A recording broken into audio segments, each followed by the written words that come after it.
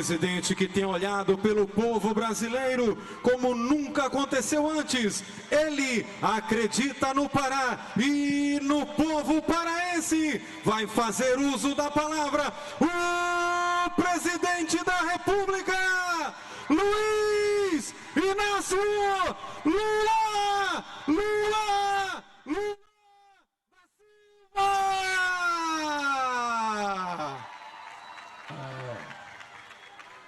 Eu vou ser sincero com vocês. Eu acho que o Helder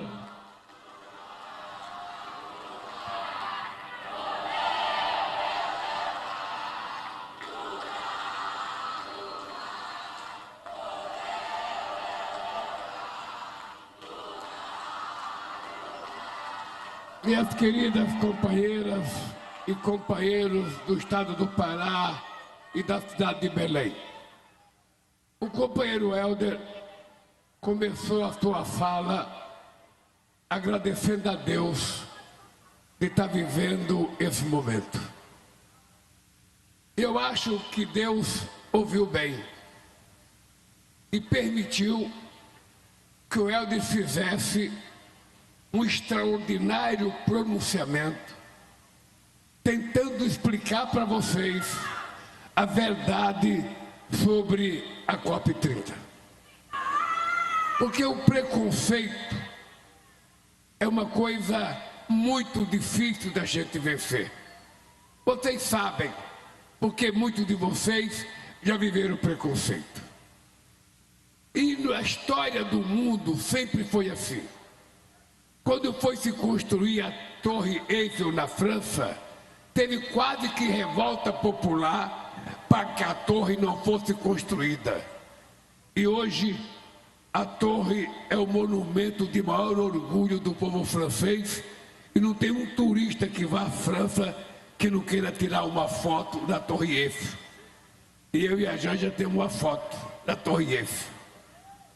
Eu acompanhei a construção das Olimpíadas de Barcelona em 82 e tinha muitas críticas sobre os gastos do governo para realizar as Olimpíadas.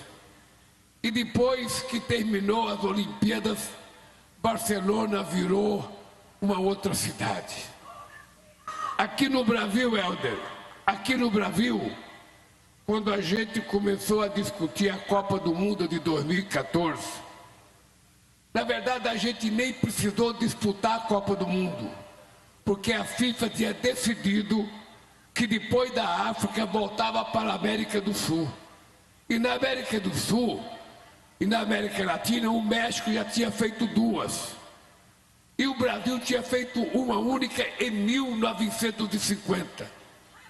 Estava lá eu, o Romário, o Dunga, na sede da FIFA, quando anunciaram que ia ser o Brasil. E nós começamos a tomar uma decisão.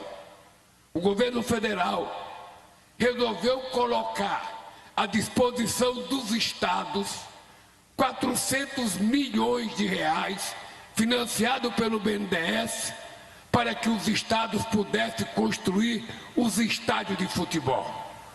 Eu era presidente na época e não tive nenhuma participação na seleção dos estados.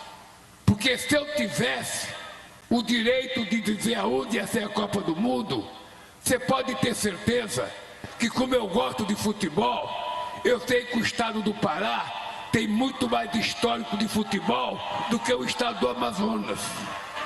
E, portanto, se algum estado na Amazônia tivesse que ter a Copa do Mundo, seria aqui. Seria exatamente aqui. Da mesma forma, o Rio Grande do Norte ocupou o lugar de Santa Catarina, que naquele instante tinha 4 clubes na Série A. E o Rio Grande do Norte nunca teve. Mas o critério foi um critério político equivocado. Primeiro porque não precisava ser 14, poderia ser 12 ou 10, mas escolheu os estados corretos. E nós enfrentamos a maior campanha de preconceito da história desse país no evento internacional. Você não tem noção o inferno que foi aquela Copa do Mundo, com denúncia todo santo dia de que tinha muita corrupção, tinha muita corrupção, tinha muita corrupção. E eu fui atrás do Tribunal de Contas. O Tribunal de Contas escolheu um conselheiro para acompanhar todas as obras de todos os estados. Depois de quase destruir a Copa do Mundo, depois de colocar inclusive preocupação no governo de fazer a Copa do Mundo, não houve nenhuma prova de corrupção em nenhum estádio de futebol desse país. Isso dito pelo Tribunal de Contas da União no seu relatório final. Entretanto, foi a Copa do Mundo mais nervosa e o comportamento da torcida no dia da abertura da Copa, vaiando a Dilma Rousseff e falando palavrão contra ela, foi a pior coisa que eu já vi da falta de respeito de uma turma com a presidenta da República. E eu aprendi a vencer preconceito e fizemos a Copa do Mundo.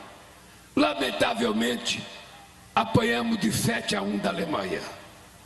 Foi a maior vergonha que um brasileiro já pode ter passado de ver a seleção brasileira jogar aquele jogo medíocre diante da Alemanha.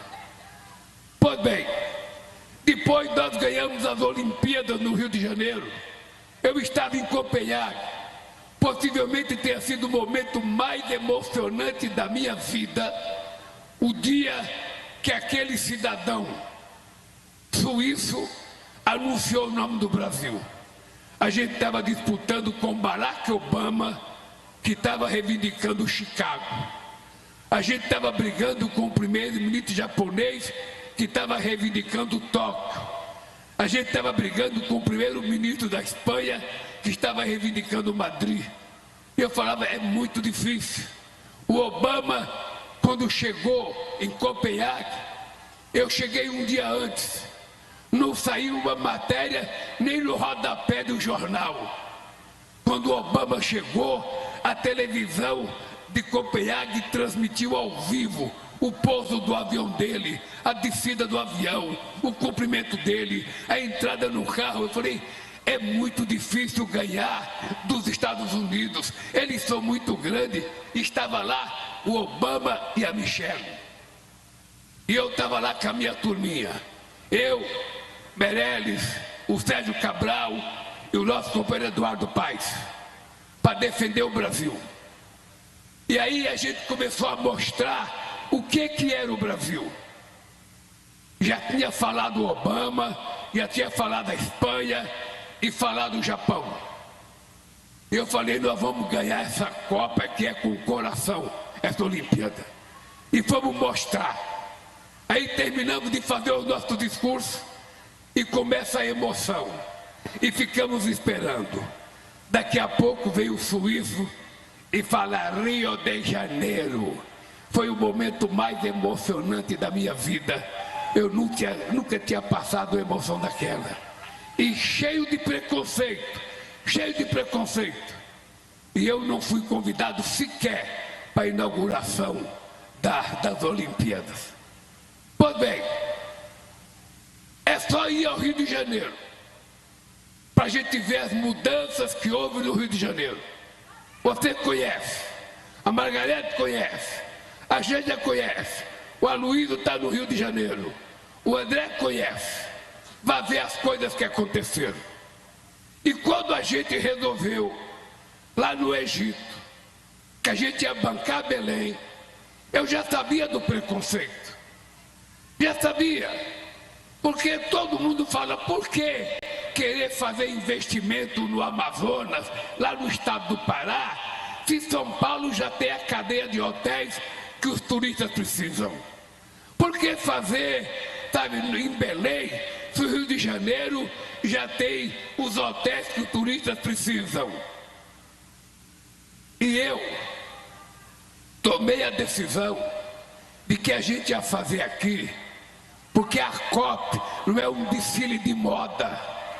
A COP não é um desfile de produtos ideológicos em que as pessoas vêm aqui, falam o que quer, ouvem o que não quer e vai embora. Esta COP vai ser diferente. Primeiro, eu quero que o mundo conheça a Amazônia. Eu quero que as pessoas conheçam os nossos rios. Eu quero que eles conheçam o Rio Negro, o Rio Solimões, o Rio Tapajós e tantos outros rios que a gente tem. Eu quero que eles conheçam definitivamente a Copa das Águas da Amazônia. Mas eu quero que ele conheça o povo da Amazônia. Eu quero que ele conheça os indígenas brasileiros. Eu quero que eles conheçam os quilombolas brasileiros. Eu quero que eles conheçam os estudantes brasileiros, as mulheres e os homens. E eu disse na entrevista agora em Nova York, eu quero que eles conheçam a culinária do estado do Pará.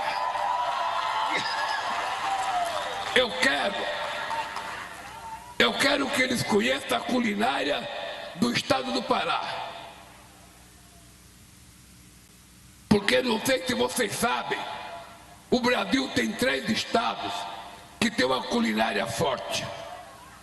Pará, a Bahia e Minas Gerais, da Copeira Macaé. São 3 tipos de cozinha diferentes. Eu posso dizer, aqui na frente da Bahia, na frente de Minas Gerais, que o Pará tem a maior diversidade culinária deste país. E eu quero que eles venham aqui, para eles conhecerem essa riqueza, para eles conhecerem os nossos extrativistas, os nossos pescadores, para eles perceberem que isso aqui não é um mundo de aves apenas. Tem 30 milhões de pessoas que moram na Amazônia.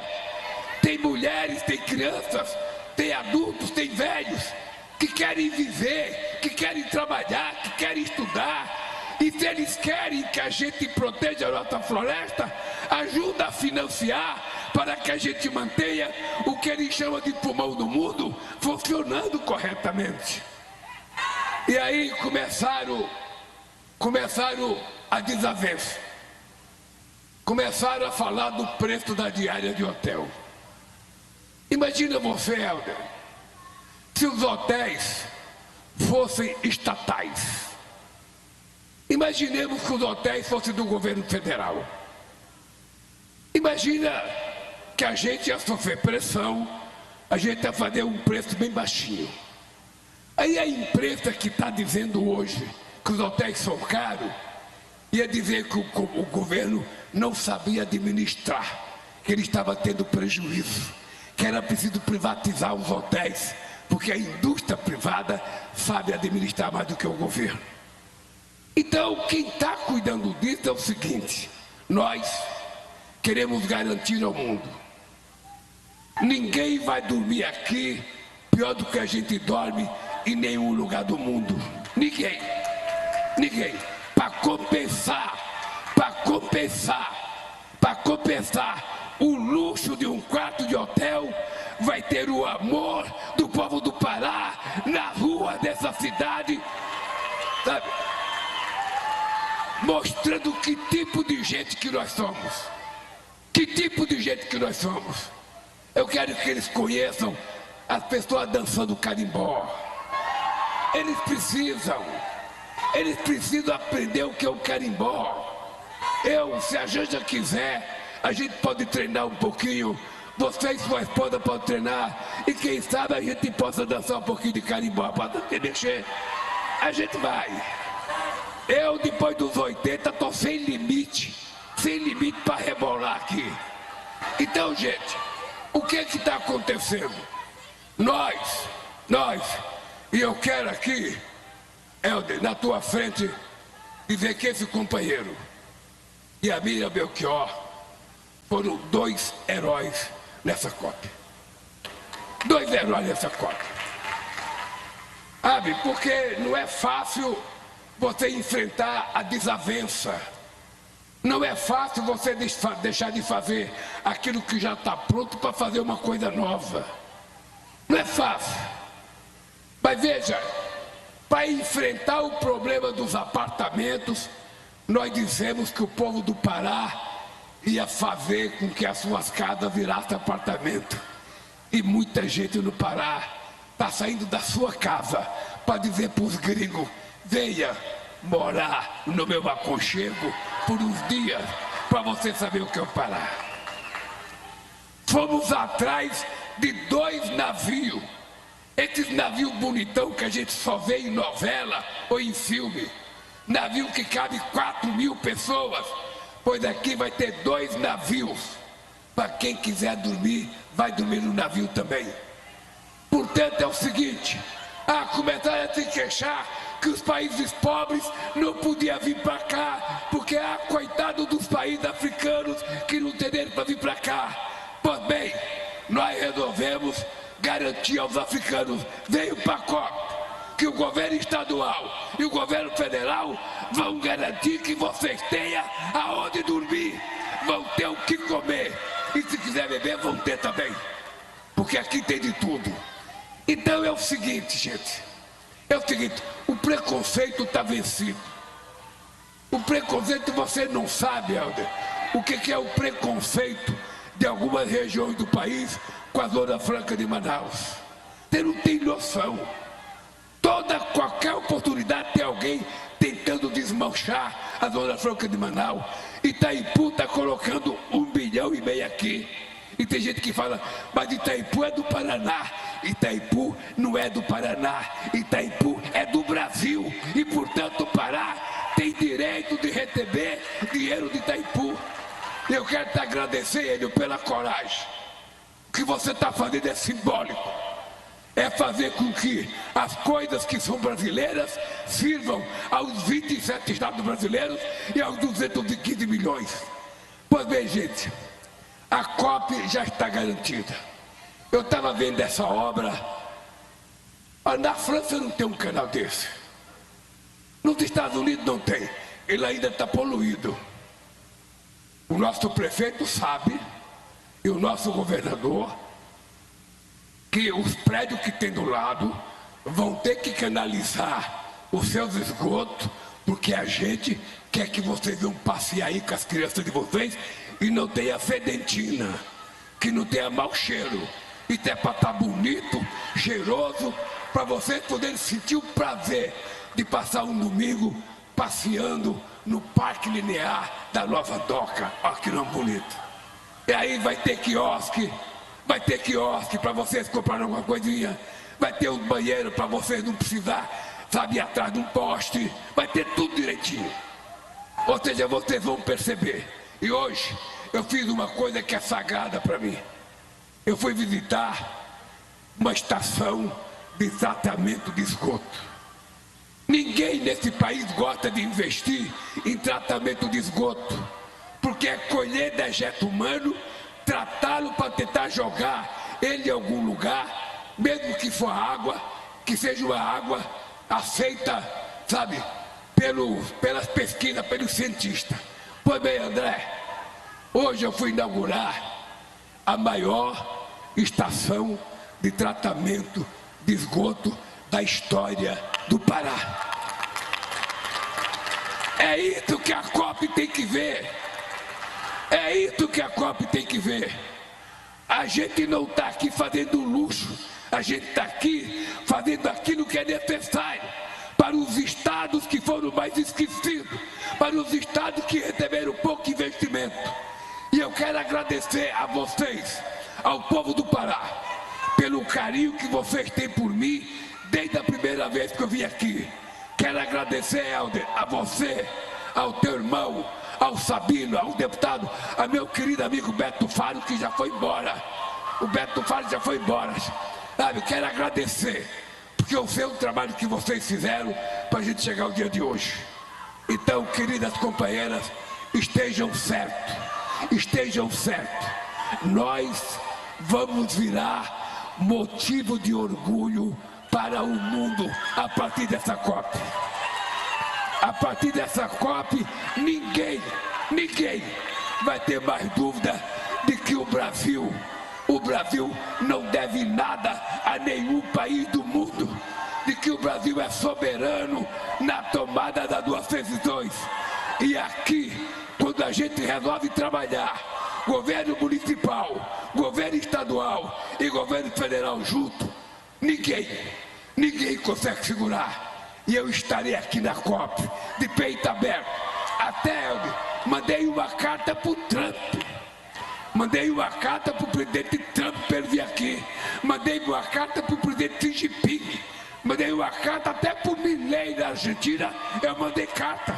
Porque aqui a gente não tem preconceito. Venha quem quiser. Porque a gente quer ser o exemplo mundial de defesa do clima desse país. Um abraço, gente. Que Deus abençoe.